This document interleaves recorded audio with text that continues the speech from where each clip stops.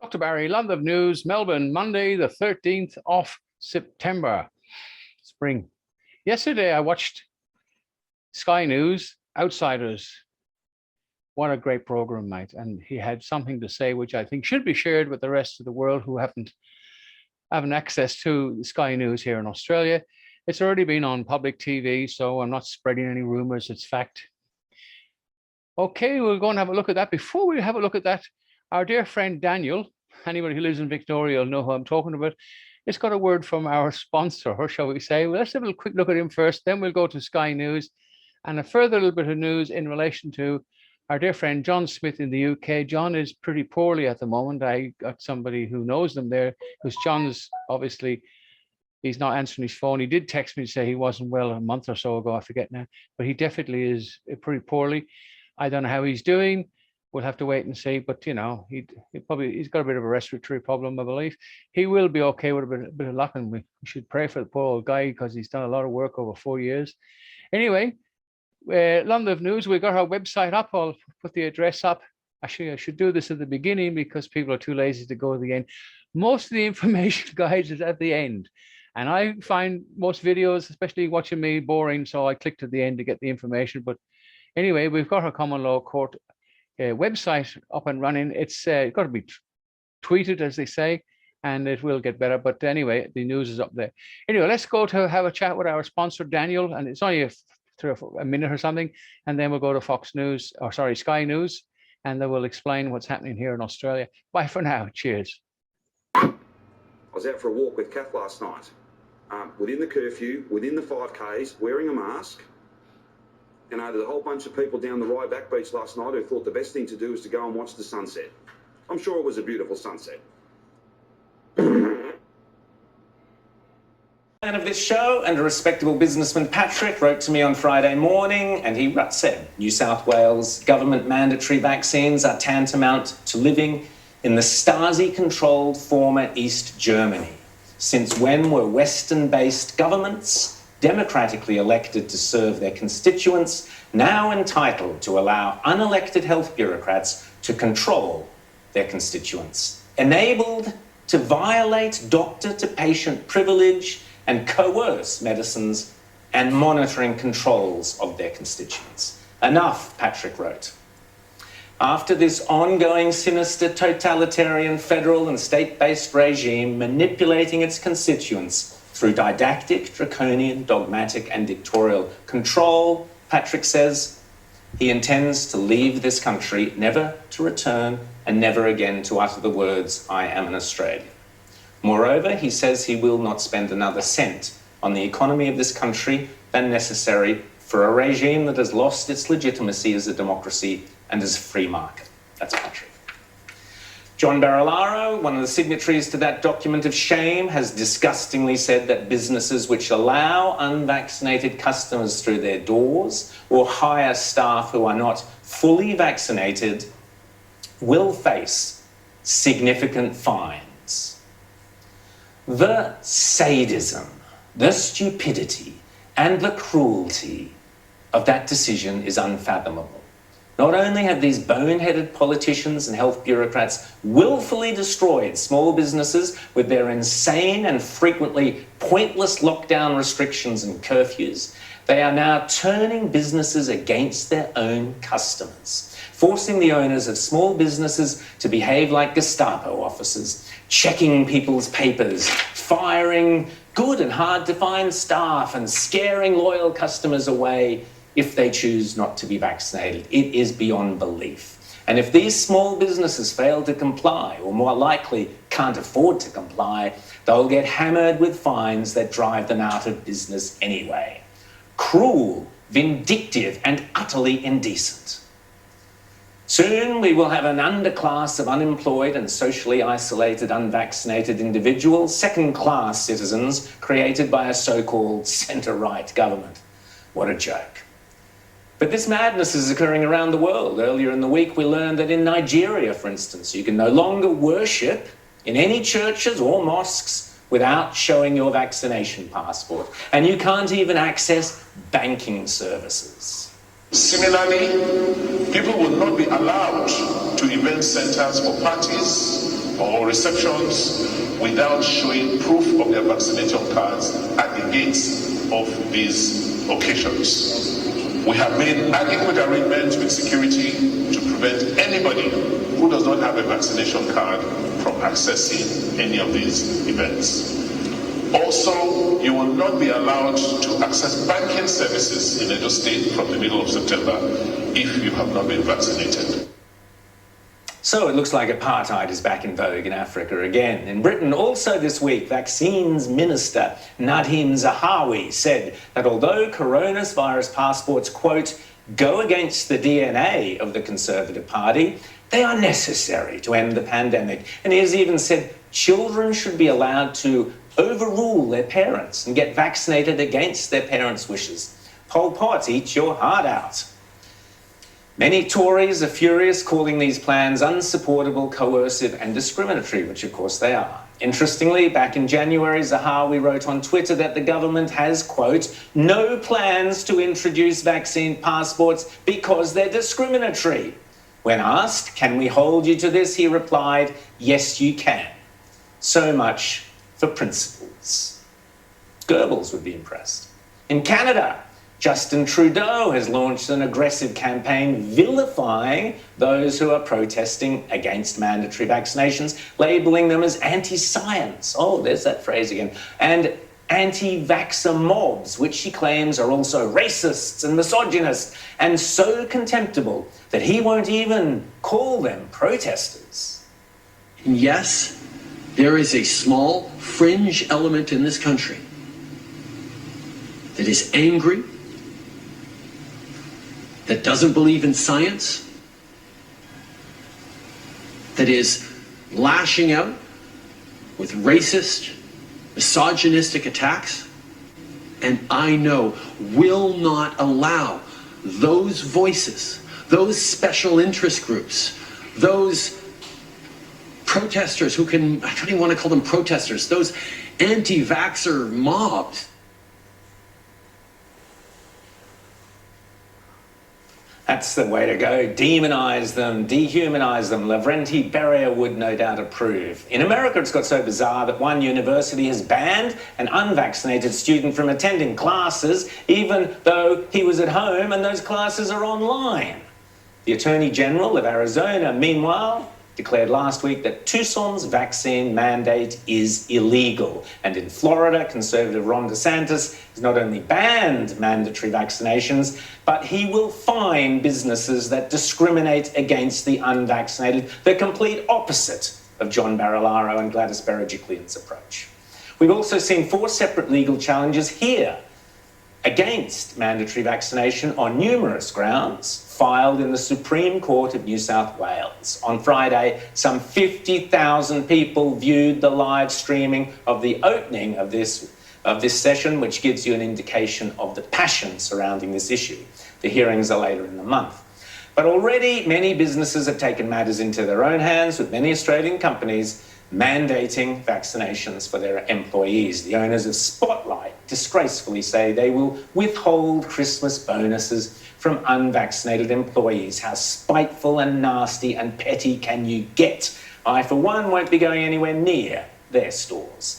And herein lies the rub. I have repeatedly said I have no problem whatsoever with people being vaccinated or not being vaccinated. What is not acceptable for multiple reasons, including constitutional and legal and ethical and moral reasons, is mandatory vaccination. Indeed, the Australian Immunisation Handbook spells it out very clearly that consent to being vaccinated must be given in the absence of undue pressure, coercion or manipulation.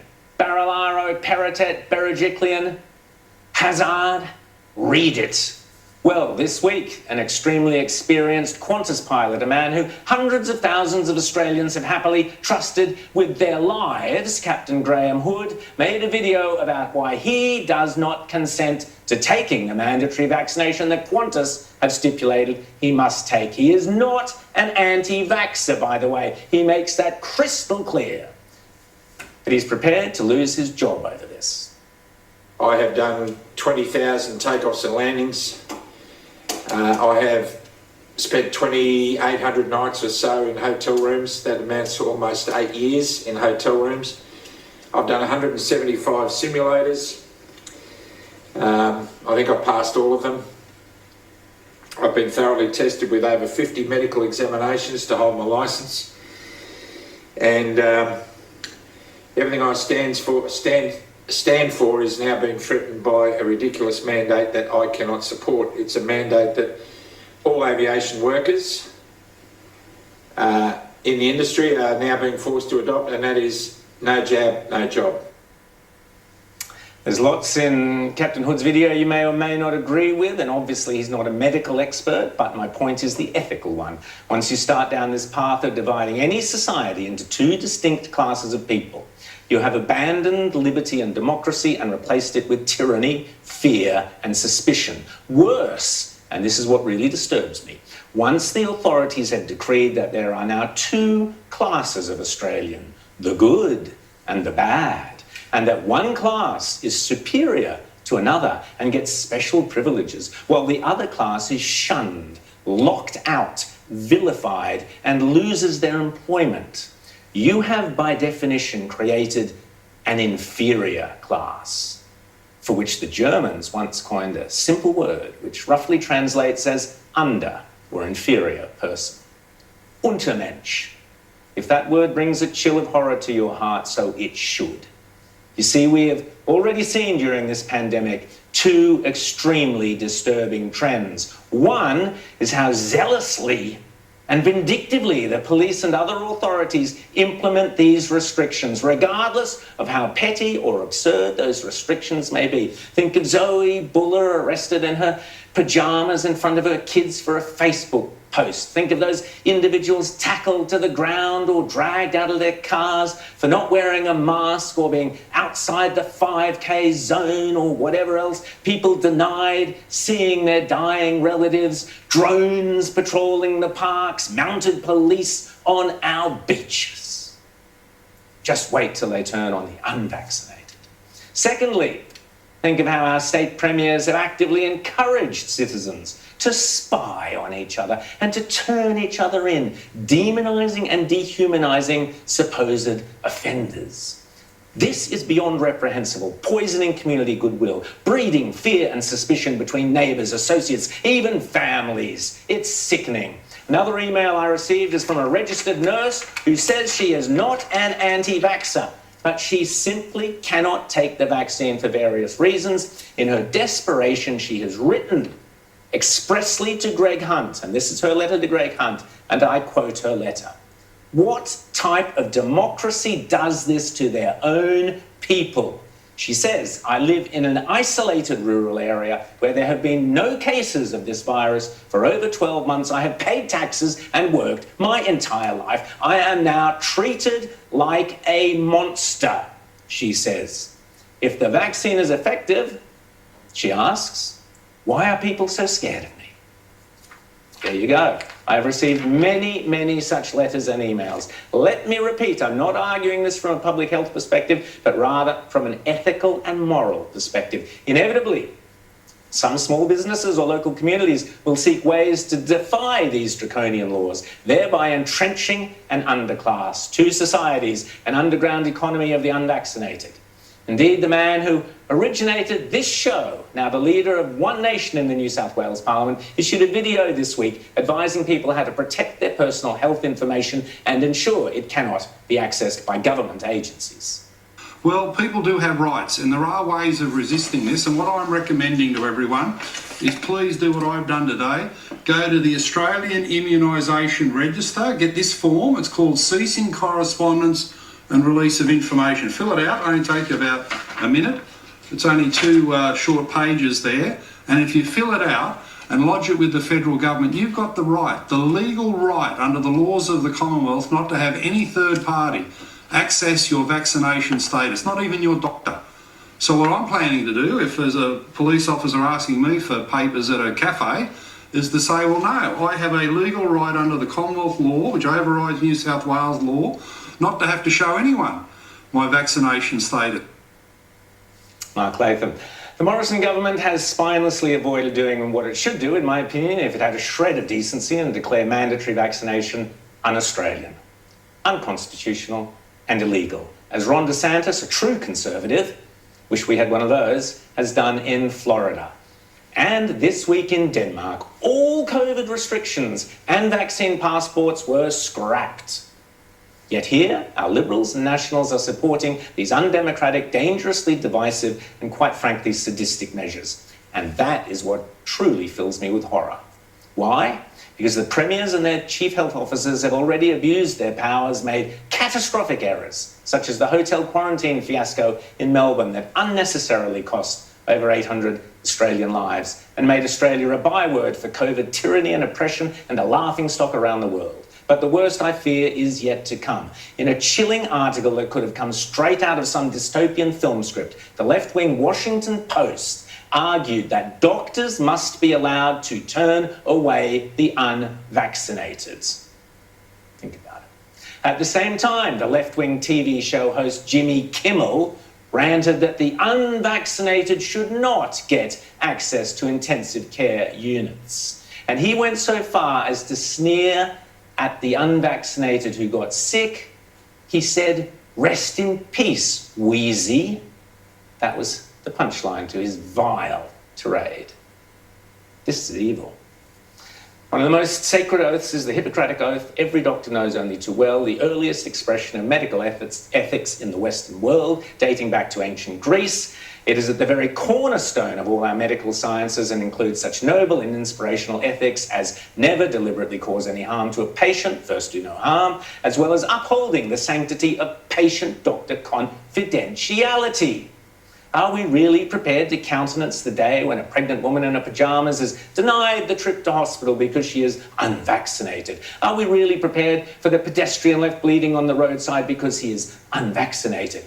Are we really happy that people who have paid taxes all their lives now be shunned and locked out because they have decided not to be vaccinated? Is this the world we are building, Australia? A world that the ancient Greeks would regard as barbaric and inhumane. I mean, surely no one in their right mind would countenance denying sick or injured people access to medical services because they don't have a vaccine passport. Would they? To protect the health system, we've got everybody locked down. We're going to move to a situation where, to protect the health system, we're going to lock out people who are not vaccinated and can be. If you're making the choice not to get vaccinated, then you're making the wrong choice. You're making the wrong choice. And for safety's sake, and back to that point about how much work our nurses have to do, as this becomes absolutely a pandemic of the unvaccinated and we open everything up, it's not going to be safe for people who are not vaccinated to be roaming around the place spreading the virus. Australia, what in God's name are we doing? Our new International Common Law Court Deputy Sheriff's badges done, and we had them done here in Australia, which saved us a lot of money, and I thank the people for your subscription. We need more gear. We're on our way. We just need a venue now, which we may have one, and things are looking good. Well, guys, I hope you enjoyed it. I found it interesting. It's good that somebody is up there getting, well, facts out rather than fiction. Even though they're a public broadcaster, they just got to be careful what they say, and we all understand that. I, as a soldier, I've been vaccinated more times than most people ever will be, because soldiers seem to be pincushions for vaccinations. I'm still alive, so I'm not anti-vax, but what I am is I like people to make their own choice whether they want something or not, and that's a fundamental right of every human being, according to God. And if you don't believe in God, well, take it up with somebody else. Anyway, look, thanks for watching, guys. Please subscribe to the Common Law Court. As you see, we've got those badges that cost quite a bit of money each. They have to be setting up. Anyway, there's a lot of work involved, a lot of money. We saved quite a bit by having it done in Australia. I dare say the company probably sent it overseas to get it completed. I don't care. Anyway, please subscribe. Thanks for watching. And if information at the end of the video, which we're at now, email address and stuff. Bye for now. Keep on subscribing and put a few dollars in the kitty, the Common Law Court Foundation. Bye for now. Thanks.